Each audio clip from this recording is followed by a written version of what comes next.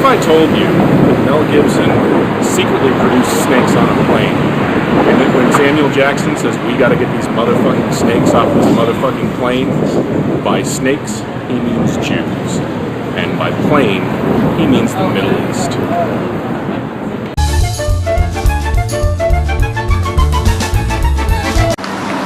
What if I told you that there's not one anti-Semite in the entire world that celebrates Yom Kippur? And then I told you that Mel Gibson doesn't celebrate Yom Kippur.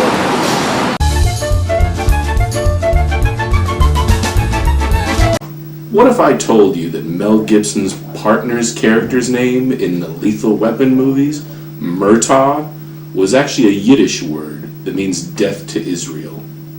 There's a Yiddish word that means death to Israel?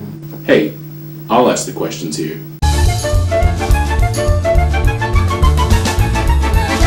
What if I told you that Mel Gibson once staggered into a bris with a comedy-sized pair of scissors and a giant Pope hat?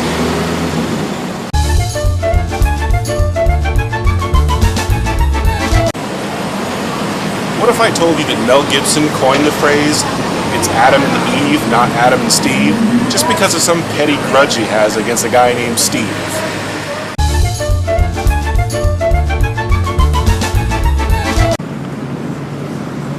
What if I told you that the movie Man Without a Face is a metaphor for Israel and Palestine?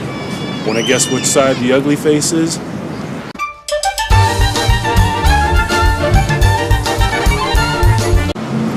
What if I told you that the movie Signs is not very good?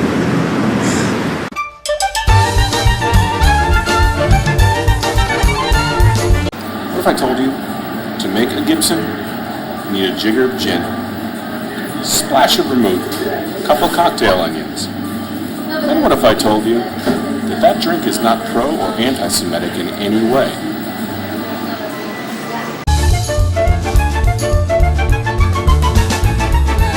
And what if I told you that by saying, "What if I told you," I'm completely immune to lawsuits because it's just a rhetorical question?